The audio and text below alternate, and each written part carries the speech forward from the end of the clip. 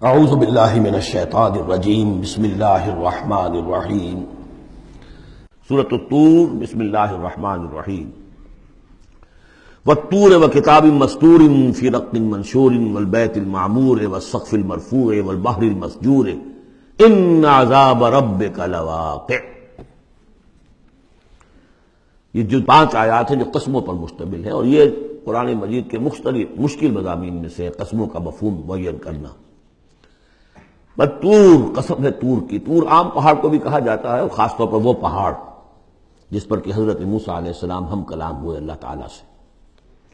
وکتاب مسطور، اور وہ کتاب جو لکھی ہوئی ہے۔ میرا گمان یہ کہ یہاں مراد تورات ہی ہے، اس لیے کہ وہ لکھی ہوئی اللہ کی طرف سے آئی ہے۔ قرآن مجید جو ہے قلب محمد پر نازل ہوا ہے، وہ کہیں اس طریقے سے کسی کتاب میں چھپی ہوئی لکھی ہوئی آپ نازل نہیں ہوئی، لیکن وہ تورات جو دی گئی تھی وہ تو ان تختیوں پر، پتھر کی تختیاں تھیں جن پر لکھی ہوئی حضرت موسیٰ کو دی گئی۔ کتاب مسطور فی رق منشور، کشادہ ورق میں۔ معلوم ہوتا ہے کہ وہ تختیاں خوب کشادہ تھیں۔ اب یہ 3 تو ہو گئی حضرت موسیٰ علیہ السلام کے حالات سے متعلق۔ کوہ طور پر انہیں مخاطبہ اور مکالمہ الہی سے وہ سرفراز فرمائے گئے، انہیں کتاب دی گئی کشادہ تختیوں میں۔ والبیت المعمور، اور قسم ہے بیت معمور کی۔ اب اس میں اختلاف ہے۔ ایک رائے یہ ہے کہ بیت اللہ کو کہا جا رہا ہے، اس لیے کہ ہر وقت آباد رہتا ہے، بھرا رہتا ہے، لوگ موجود رہتے ہیں۔ ایک رائے یہ ہے کہ بیت المعمور جو ہے وہ 7ویں آسمان پر ہے، بالکل اسی کعبے کے محاذات میں، اسی کی سمت میں 7ویں آسمان پر بیت المعمور ہے۔ لیکن میری رائے یہی ہے، بعض لوگوں کی مفسرین کی بھی رائے ہے، مجھے ان کی رائے سے اتفاق ہے کہ اس سے مراد دنیا ہے۔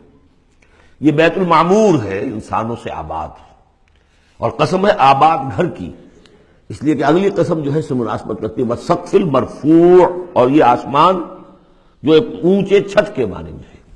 یہ دنیا ایک گھر کے مانند ہے جو آباد ہے، انسان آباد ہے، اور اس گھر کی چھت والسقف المرفوع، آسمان ہے اونچی چھت۔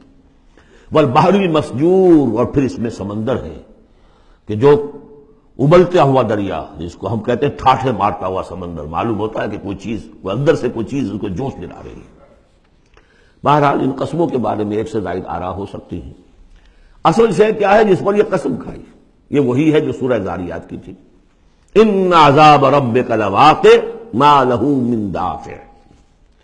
تیرے رب کا عذاب یقیناً واقع ہو کر رہے گا، اور کوئی نہیں ہے کہ جو اسے دفع کر سکے، روک سکے، ٹوک سکے، موڑ سکے، دور کر سکے۔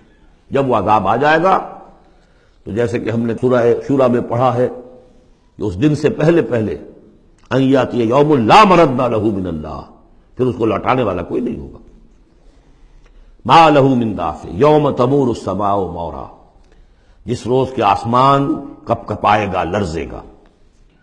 وتصیر الجبال سیرا، اور پہاڑ ایسے چلیں گے جیسے چلا جاتا ہے، چل رہے ہوں گے۔ فویل یومئذ للمکذبین، تو خرابی ہے، ہلاکت اور بربادی ہے اس دن جھٹلانے والوں کے لیے۔ الذین هم فی غور یلعبون، کہ جو باتیں بنا رہے، خوش فعلیوں میں، خوش گپیوں میں مصروف ہیں، کھیل رہے ہیں خوش گپیاں۔ یوم یدعون الی نار جہنم دعا، ان دونوں صورتوں میں آپ دیکھ لیجئے کہ ایک تو نسبت زوجیت، دونوں کی مقسم علیہ ایک ہی ہے۔ سورہ ذاریات کا مقسم علیہ انما توعدون لصادق وان الدین لواقع، اور سورہ طور کا ان عذاب ربک لواقع ما لہم من دافع۔ ان دونوں میں جو مناسبت ہے، مشابہت ہے، وہ بہت ہی ایک دوسرے کے ساتھ قریب کی ہے۔ اور اس کے بعد پھر جیسے وہاں نقشہ کھینچا گیا ویسے یہاں پر بھی ہے، لیکن وہاں جو ہے ہم انباء الرسل جو ہے ایک رکوع کے اندر کتنے رسولوں کا تذکرہ آ گیا، یہاں وہ انباء الرسل نہیں ملیں گے آپ کو۔ یہاں ساری جو ہے تذکیر بآلاء اللہ، اللہ کی قدرت، اللہ کی صدائی، اللہ کی صفات کاملہ۔ یوم یدعون الی نار جہنم دعا، جس دن کے ان کو دھکے دے دے کر اور جہنم کی طرف لے جایا جائے گا۔ ھذہ النار التی کنتم بہا تکذبون، یہ ہے وہ آگ جس کا تم جھٹلایا کرتے تھے۔ افسحر ھذا ام انتم لا تبصرون، تو کیا یہ جادو ہے، یا آپ دیکھ نہیں رہے، یہ جو نظر آ رہی ہے حقیقت ہے یا کوئی نظر بندی ہے؟ اس لوحہ، اب داخل ہو جاؤ اس میں۔ فاصبروا او لا تصبروا سواء علیکم، اب تمہارے حق میں برابر ہے، خواہ صبر کرو خواہ نہ کرو، جزا فضا کرو، نالا و شیون سے کام لو، چیخو پکارو چلاؤ، کوئی تمہاری فریاد کو آنے والا نہیں، خاموش ہو کر جھیلو، فاصبروا او لا تصبروا سواء علیکم انما تجزون ما کنتم تعملون، تمہیں وہی کچھ مل رہا ہے بدلے میں جو عمل کر کے تم لائے ہو۔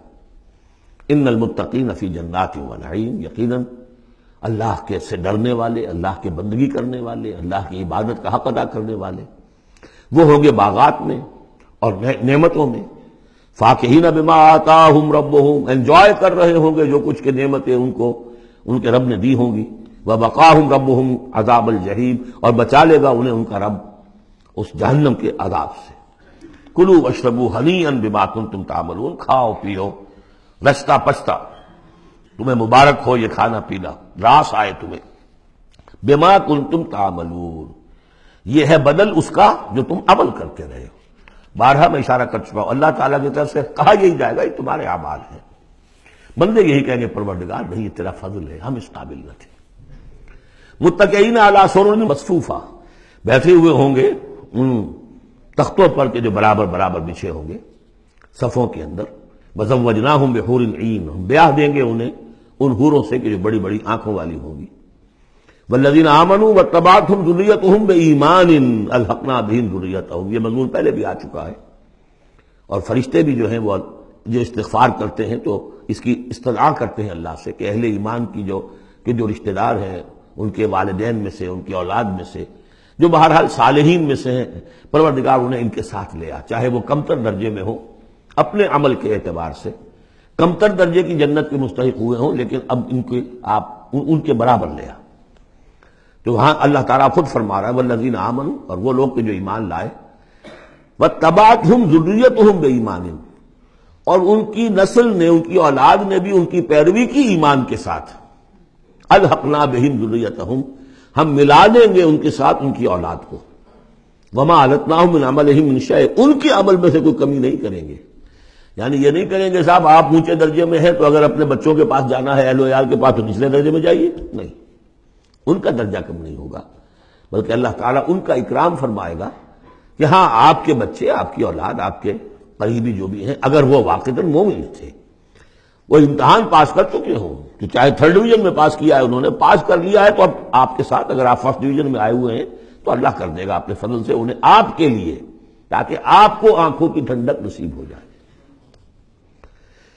والذین آمنوا واتبعتہم ذریتہم بایمان الحقنا بہم ذریتہم وما علتناہم من عملہم من شیء کل امرئ بما کسب رہین، ہر انسان جو کچھ اس نے کمائی کی ہوئی ہوگی اس کے عوض رہن ہوگا۔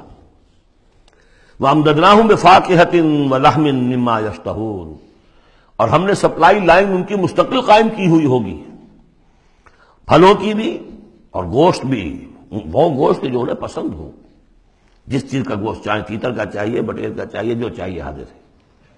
يَتَنَازَعُونَ فِيهَا كَأْسًا لَا لَغْوٌ فِيهَا وَلَا تَأْثِيمٌ، وہاں انہیں وہ جام ملیں گے، وہ پیالے ملیں گے جن میں وہ مشروب ہوگا کہ جس میں کوئی لغو بات نہیں ہے، اس میں نہ کوئی بکواس اس کے نتیجے سے انسان پر آتی جیسے کہ شراب دنیا میں پی جاتی ہے، ولا تعصیم، اور نہ کوئی گناہ میں ڈالنے والی بات، لیکن یہ ایک سرور، ایک کیف ہوگا، وہ کیف انہیں مل جائے گا۔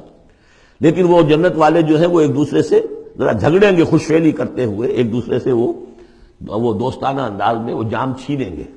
یتنازعون فیہا کأسا لا لغو فیہا ولا تعصیم ویطوف علیہم غلمان، اور ان پر گردش میں رہیں گے ایسے چھوکرے، ایسے لڑکے، بوائز جنہیں آج کل آپ کہتے ہیں بوائے، تو وہ بوائز ہوں گے وہاں پر بھی، غلمان، لہم کانو، وہ ان کے ہوں گے خادم، اور ایسے اتنے خوبصورت ہوں گے، کانہم لؤلؤ مکنون، ایسے ہوں گے کہ جیسے موتی ہوں کہ جنہیں غلافوں میں رکھ لیا گیا ہو۔ واقبل بعضهم على بعض يتساءلون، اور وہ اہل جنت جو ہے ایک دوسرے کی طرف رخ کریں گے اور سوال کریں گے ایک دوسرے سے، بات گفتگو کریں گے، قالوا انا كنا قبل في اهلنا مشفقین، کہ ہم تو اس سے پہلے دنیا میں جب تھے تو اپنے اہل و عیال میں ہم تو ڈرتے ہی رہتے تھے، پتہ نہیں اللہ کو ہماری عبادت قبول ہے یا نہیں ہے، پتہ نہیں ہمارے اندر خلوص ہے یا نہیں ہے، ہماری کوئی غلطی ایسی تو نہیں ہو رہی ہے کہ جو ہماری ساری محنتوں کو اکارت کر رہی ہو۔ تو ہم تو لرزاں و ترسا رہتے تھے. قالوا انا كنا قبل فی اہلنا مشفقین. دنیا میں جب ہم تھے اپنے اہل و عیال میں تو جو ہم سے بن پڑ رہا تھا وہ کر رہے تھے، لیکن یہ کہ ہمیں ڈر رہتا تھا. فمن اللہ علینا، تو اللہ نے تو بڑا احسان کیا ہے ہم پر. ووقانا عذاب السموم، اور ہمیں بچا لیا ہے اس لو کے اور جہنم کے عذاب سے. انا كنا من قبل ندعوہ، یہ ضرور ہے کہ اس سے پہلے جب ہم دنیا میں تھے ہم اللہ سے دعا کیا کرتے تھے، اللہ کو پکارا کرتے تھے، استغفار کیا کرتے تھے، اس سے دعا کرتے تھے. انہ هو البر الرحیم، یقیناً وہ بہت ہی نیک سلوک کرنے والا، بہت ہی رحم فرمانے والا ہے. صدق اللہ العظیم.